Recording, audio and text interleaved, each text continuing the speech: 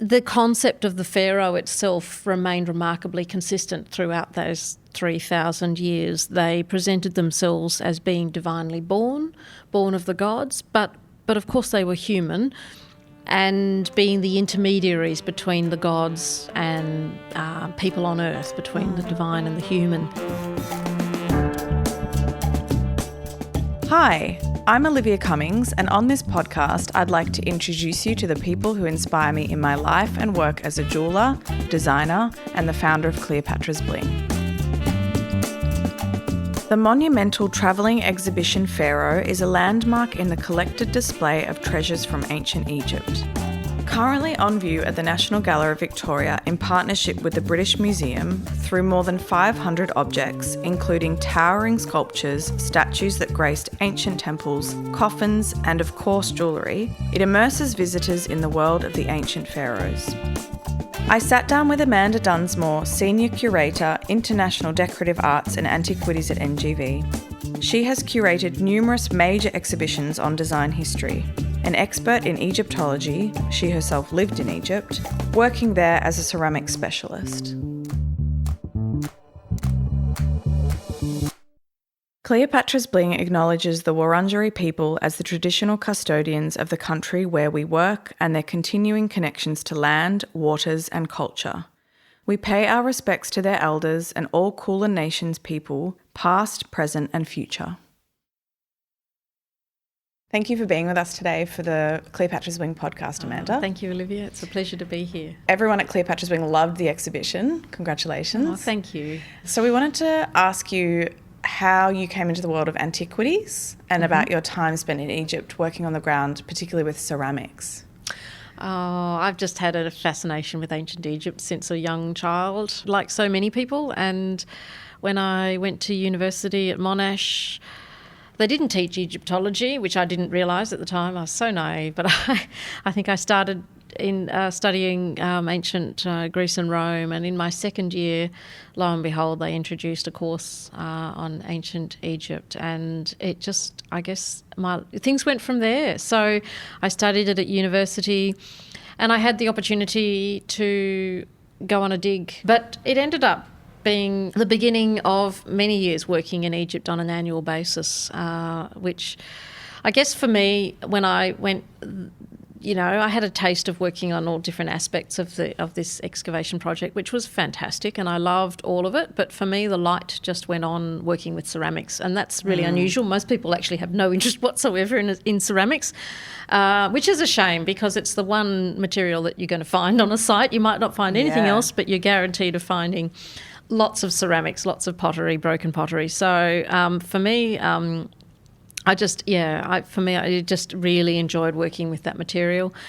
And so I ended up working on this project through Monash for a number of years, going annually. And from that, I guess it's relatively speaking, a small world, in Egypt when you're there on the ground, and especially the ceramic world. And ended up being invited to work on different projects, and I guess it got to a stage where I was going to Egypt for almost 6 months a year, each year. It was an amazing time when I look back on it, actually. It was hard work, you work sort of 6 or 7 days a week because, these are concentrated periods of time that you've got there to work. But I worked on projects that, focused on different time periods and different nationalities as well, from different institutions around the world. So it was just a really fantastic opportunity to see a lot of material, to work with a lot of material and different people, and expand my knowledge of ancient Egyptian history, and particularly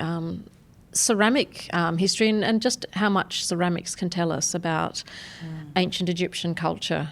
It's an incredibly informative body of material. It's not glamorous, but we can really understand a great deal from looking at the ceramics from a site, actually. And you can actually get a very quick general understanding, and certainly from a time perspective and the level of, I guess, wealth of a site, if you like, and whether it might be funerary or settlement, etc.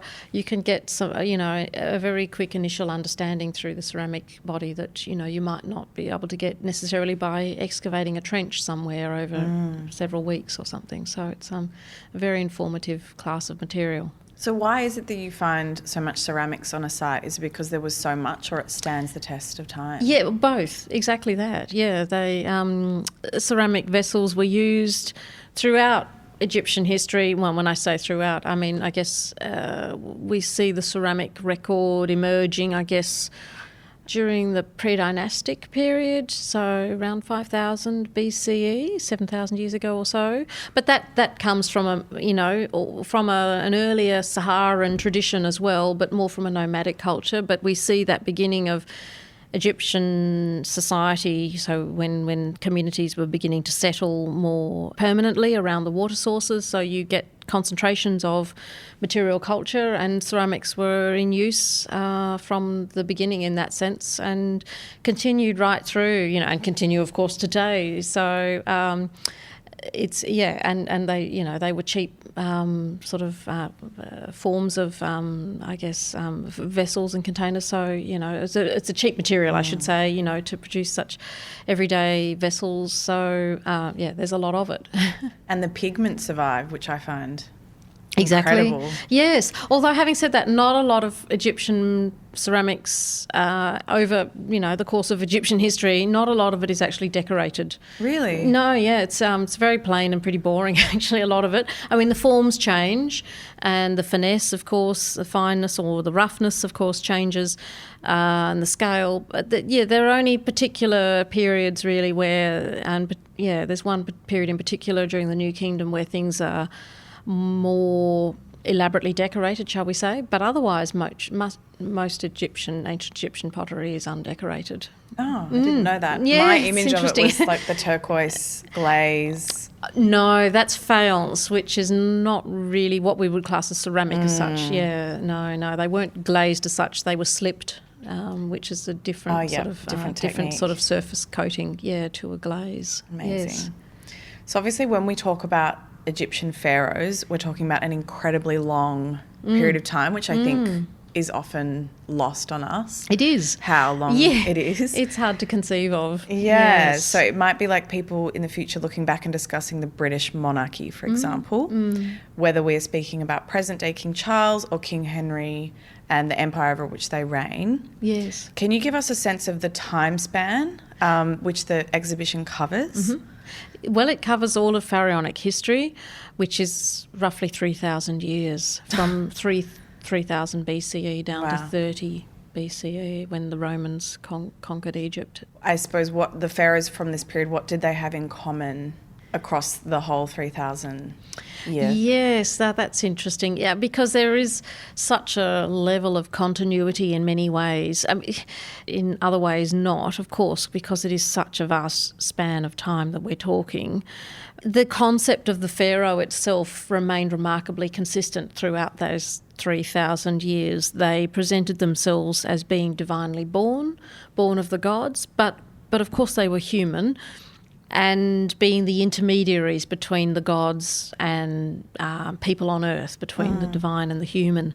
And they managed to maintain that, I guess, that myth, if you like, of themselves, of having that divine birth and lineage in a way, and therefore I guess, they managed to maintain the propaganda of themselves in that role above all other Egyptian people, essentially. And because of that divine birth, they really held a status beyond anyone else in ancient Egypt in that sense, and they were untouchable, really. And I guess they were able to emphasise that position or that myth through imagery on the walls of temples, and of course the sculptures of themselves, the enormous statues that they erected of themselves. I read that around they temples. Did not look anything like. Yeah, we shouldn't read the sculptures and these statues as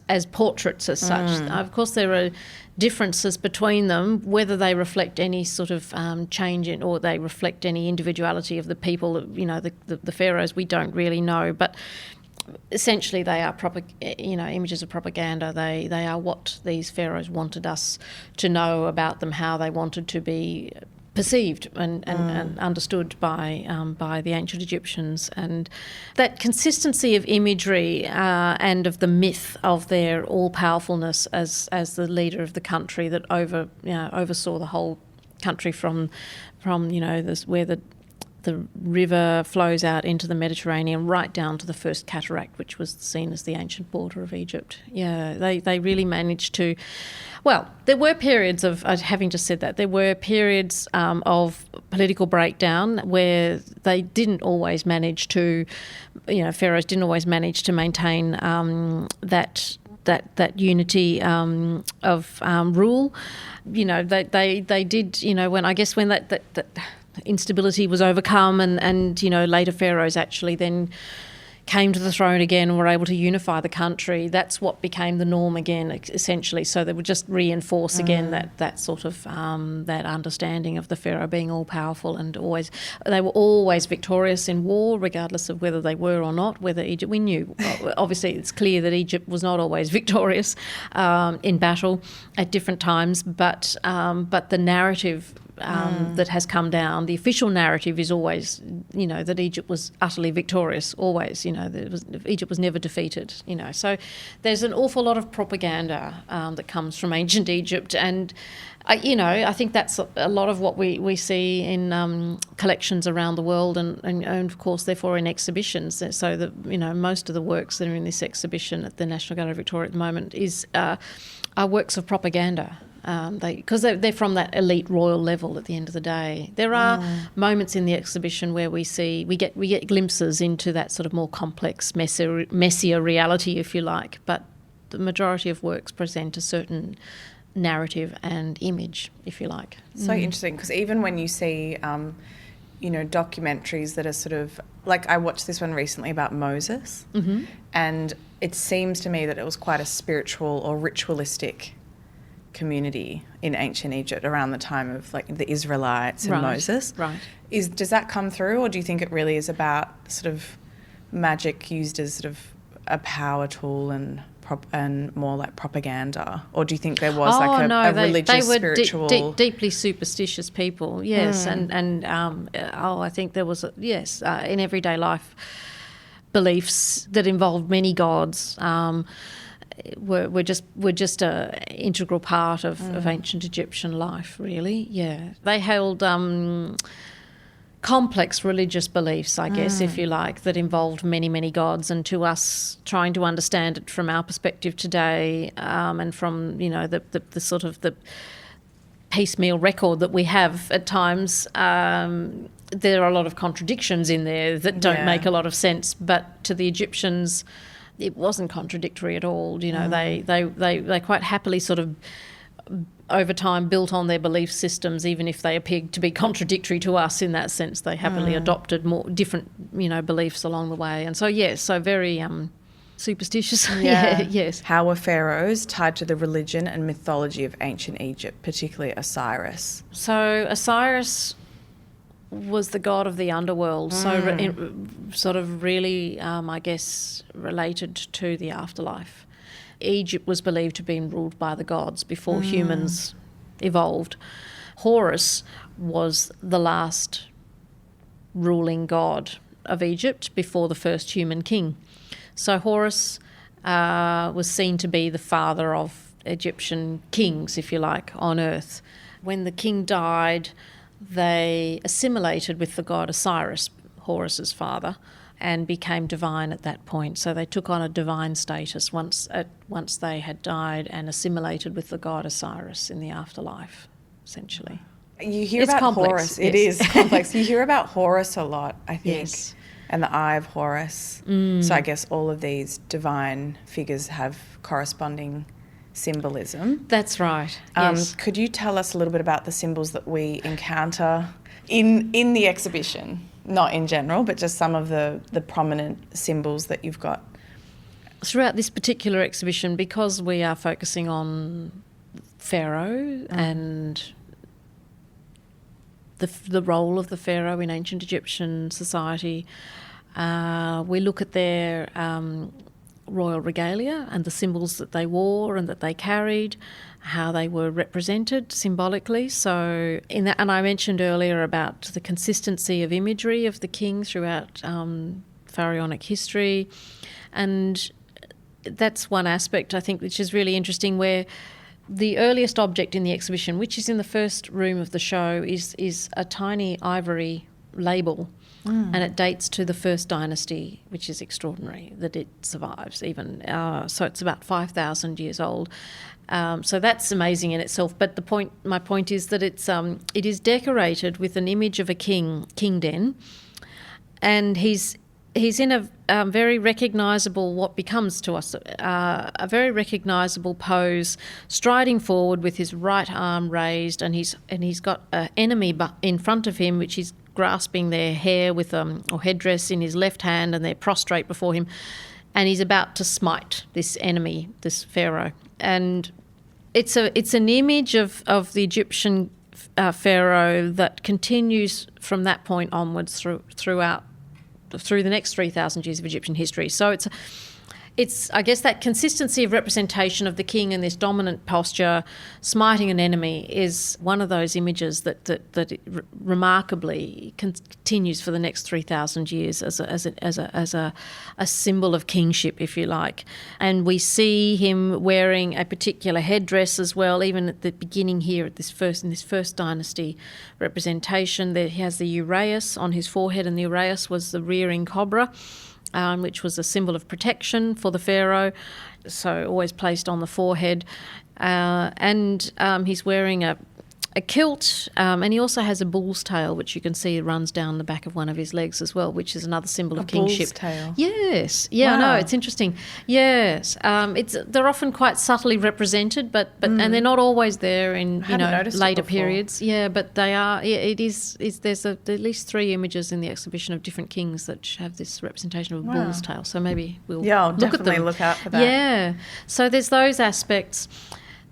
We also look at the different headdresses that the kings... I was going to ask you about that. ...wore, yeah. So there's the Nemes headcloth that we're probably most familiar with, because we all know that wonderful mask of Tutankhamun, the blue and gold striped mask, which shows him wearing this... It's probably a textile headdress that comes down in lappets over the front shoulders and then is tied behind in a sort of a long knot. I mentioned the uraeus that all kings wear always.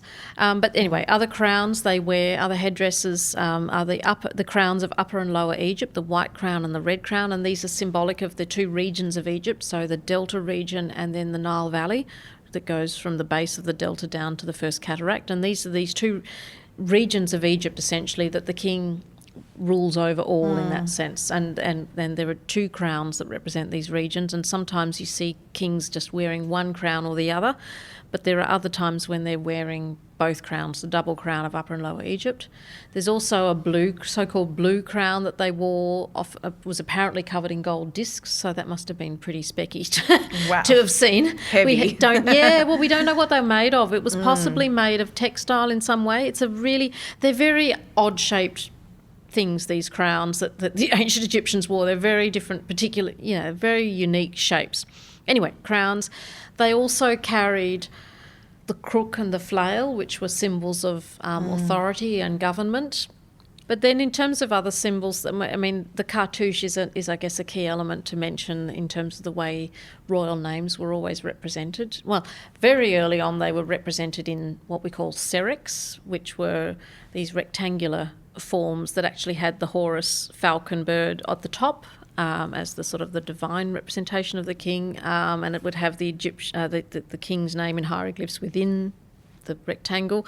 But then they morphed into cartouches, which are these elliptical forms that contain the hieroglyphs of the king's names, and often, or generally, 2 of the king's names. They usually had 5, but 2 of them were always represented within a cartouche, the birth name and the throne name. So you would, I guess, even if you couldn't read hieroglyphs, and most Egyptians were illiterate, they were not able to read, so it was a very visual culture, of course. So, but you could always recognise the where the cartouches were, and so the fact that there would be something referring to a king in the text. Yeah, they probably would recognise. Yeah, the cartouche.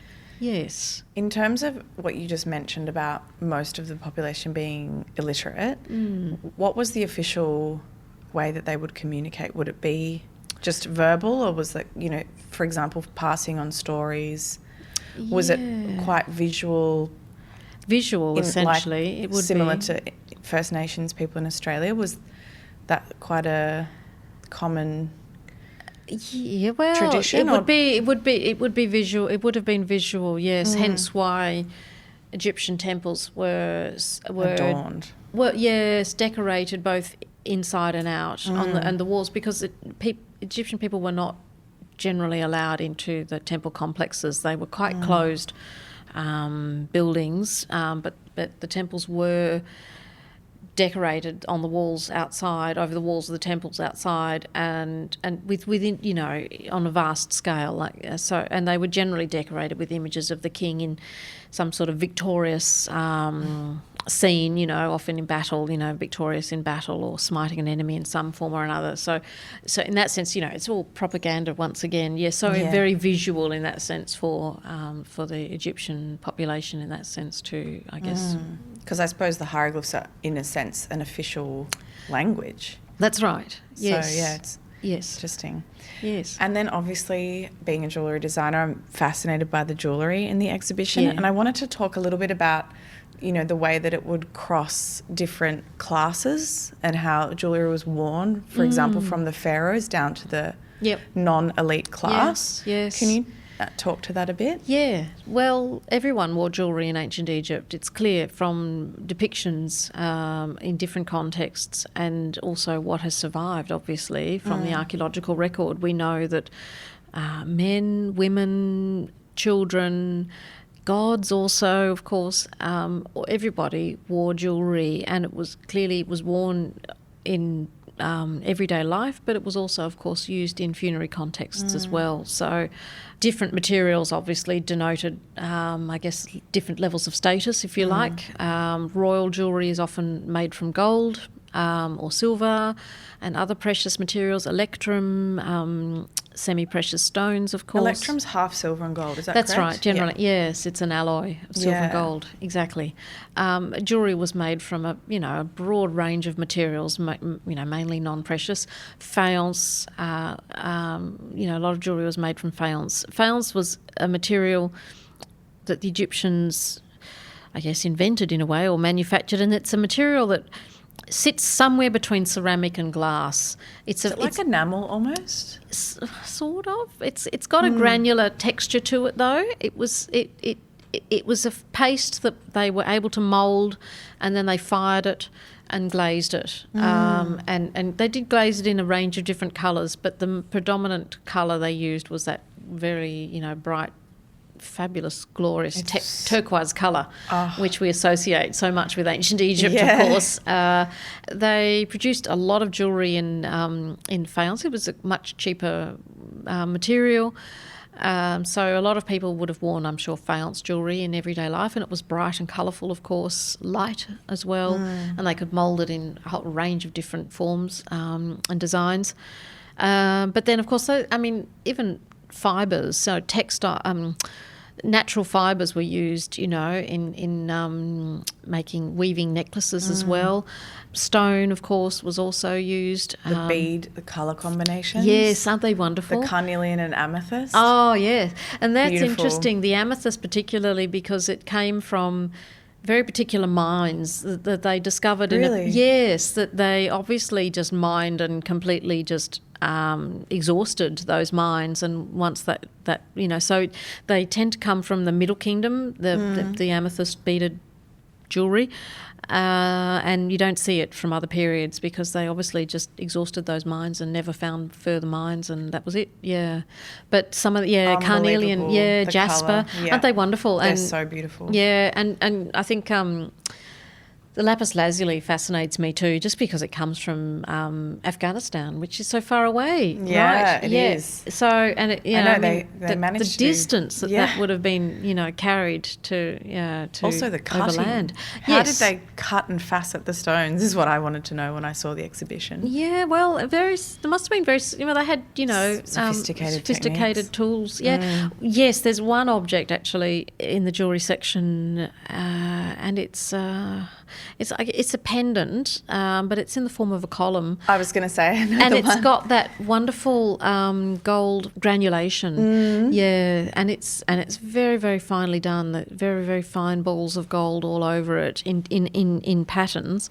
Really tiny, fine, and you just think, well, that's the technique to be able to produce that. Very, very sophisticated. They obviously have computer generation. No, exactly. It was that. all yes, all handmade. Precise, incredible. Yes. So the non-elite classes, you're saying, would have worn more of the beaded, faience, stone, shell, stone. all of those sorts of non-precious materials. Yes, wow. Undoubtedly. So do you know if faience sort of stopped with ancient Egypt, or has it sort of bled into other cultures? I'm so curious about that particular technique. I don't honestly know, I have to say. It's going to be a research point for me. Yes, I don't know the answer to that question. We work with enamel a lot, which is made from a powdered pigment and then put into an oven. Yes. Which could be maybe a derivative or something. Maybe that it's a derivative. from. Yeah, that's right. I always think of enamel as more of a glazed sort of material rather than the actual body of faience. When you look at faience objects where they've been broken, it's not on a base metal. No. The core of the faience objects are granular sort of fired material, which is somewhere between ceramic and glass, probably closer to ceramic in a way, but it's not ceramic. Wow. Yeah, with the glaze over it. Yeah. And so I guess also jewellery and death is something I wanted to ask you about. So was that generally for a funeral, or was it sort of part of a longer ceremony that also included the burial and like mummification, or were they completely separate? No, it's all interlinked. I think jewellery, I think what we have to bear in mind is that jewellery was performative. It was never just purely ornamental, even in daily life. When ancient Egyptians wore jewellery, they wore it for a reason. It had magical purposes and the symbolism. And generally that was probably protective in some way, some sort of amuletic protection, fertility, rebirth, regeneration, those sorts of concepts as well. And probably a lot of it we just don't really know anymore what those magical purposes were. Some of them we have some insight into, or we can guess at maybe. We don't know. Yeah.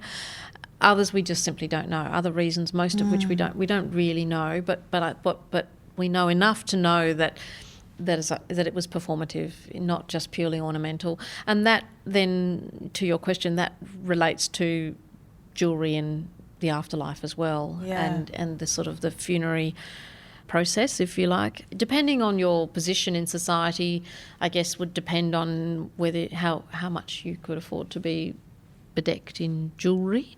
Certainly within the mummification process, amulets were often incorporated into the wrappings of mummies, and they all had different amuletic meanings.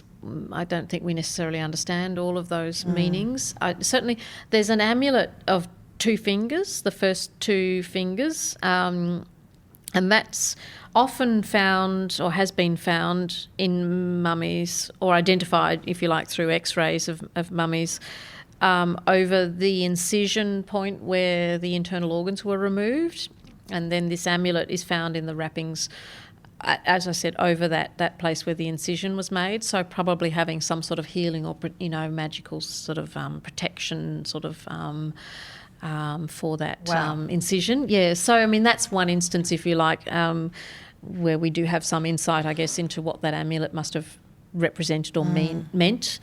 And there were many other amulets that were often found in the wrappings in different places over the body, which presumably had direct symbolism and meaning that we just don't understand anymore. So that's fascinating. It is. Amulets played a part, but of course, as I said, the body was also adorned with jewellery, and we think jewellery, it could have been a combination of jewellery that was potentially worn during their lifetime, during that person's lifetime. I was going to ask that if there was a transition of like the afterlife jewellery is different or not. there. Yes. Well, I don't know. And it probably depends on the context. I don't know that you could sort of say blanket, categorically funerary, jewellery is different as such or has a different, I don't know. It's clear that jewellery during daily life was certainly buried with Egyptians in the afterlife. But that other pieces also seem to have been made just for the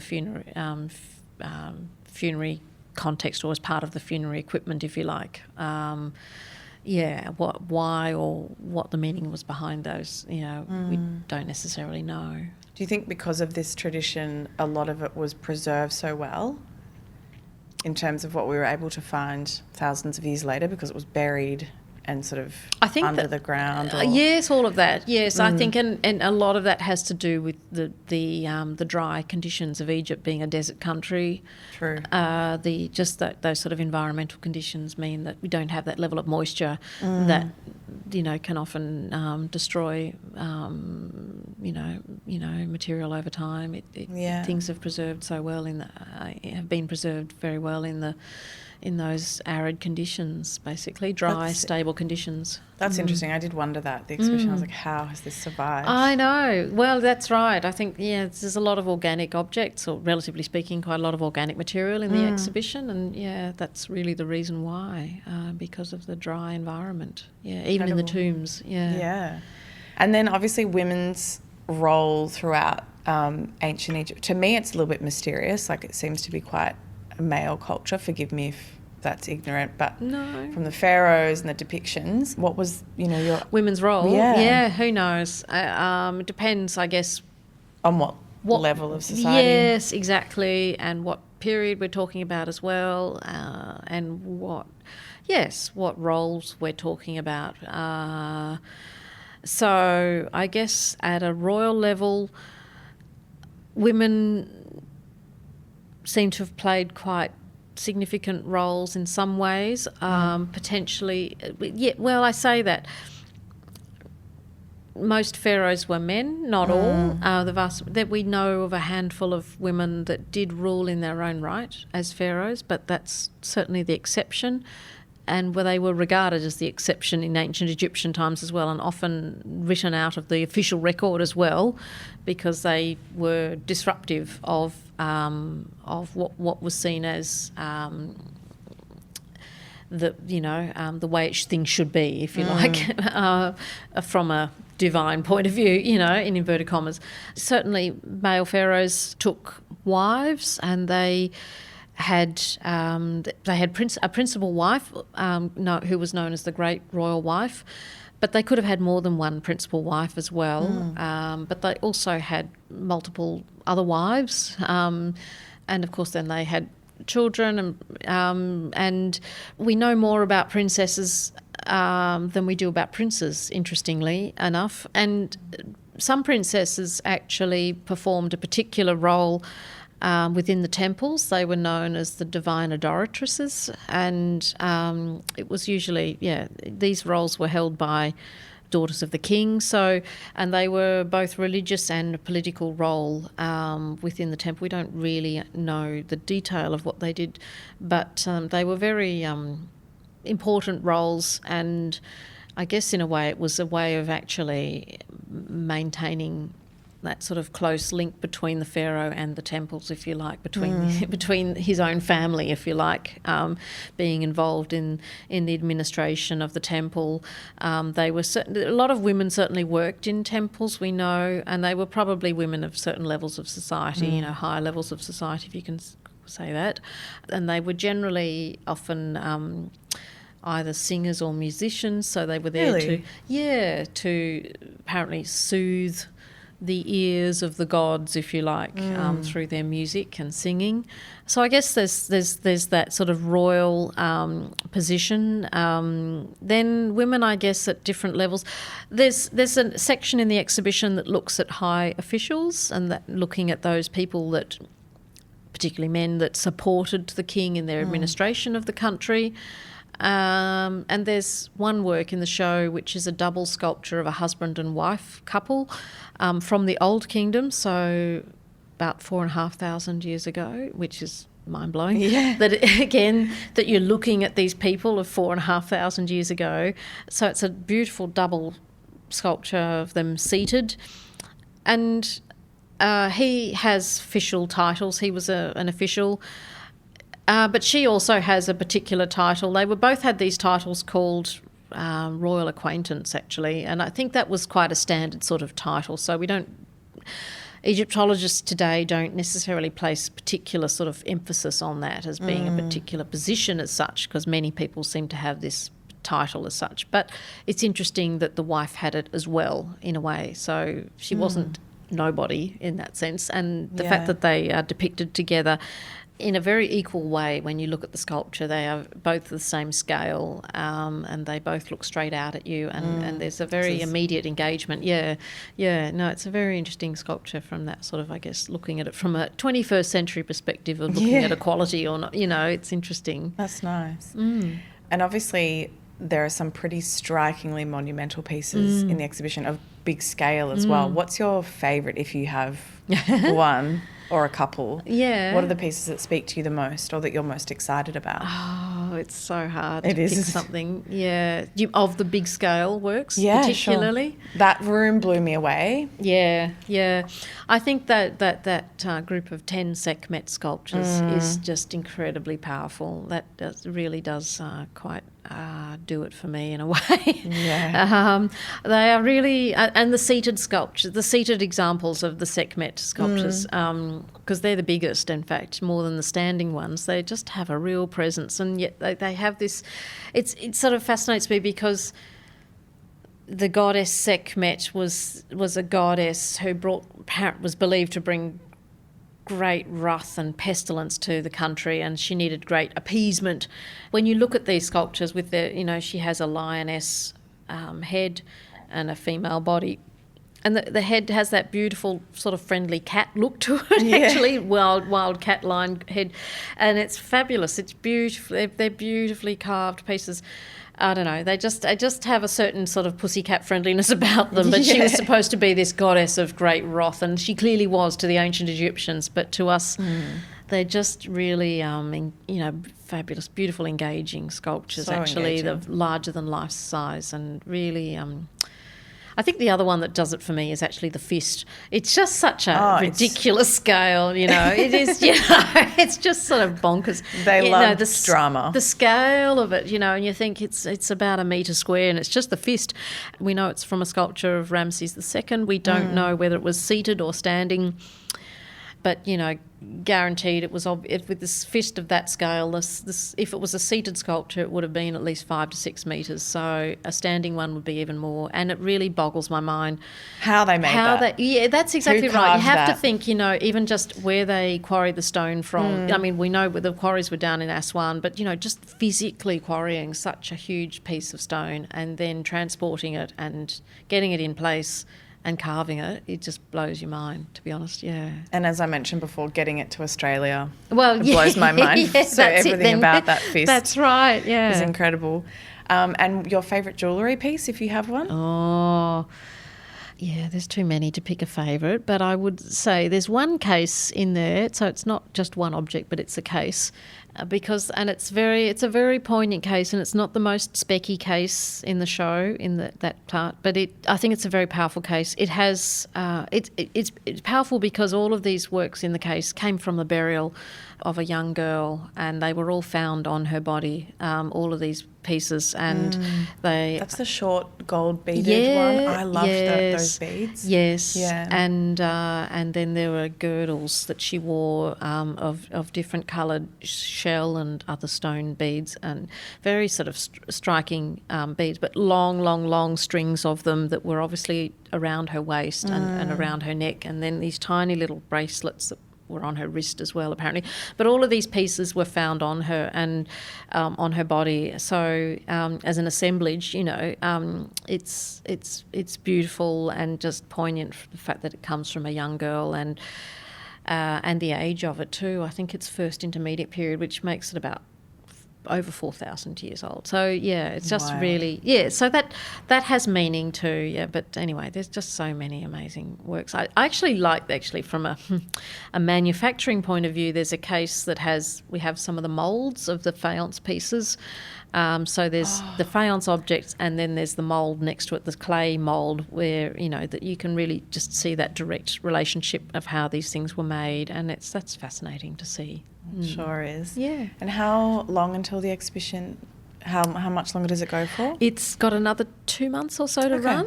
Or no, maybe not quite. It's about time's running out. It's got about 6 weeks. It closes on the 6th of October. Okay. Yeah, a little while to go. What's next for you, if you're allowed to disclose? Oh, what's next for me? I'm working on more collection-related displays at the moment, and various acquisitions coming in, which is exciting. Beautiful. Well, thank you so much for your time, Amanda. We're excited to have a look around the exhibition together. Oh, it's a pleasure. Thank you. Thanks so much.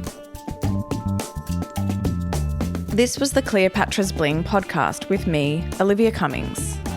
Next time... These young baby chefs were people like Brigitte Hafner and Andrew McConnell, no longer Teague babies, Ezard, and we all came up together. So they said yes because they were starting out, and I was starting out as a broadcaster as well. And we all kind of came up together through the ranks, and they are still friends, and they're mentioned in the book as well. Until then, stay curious.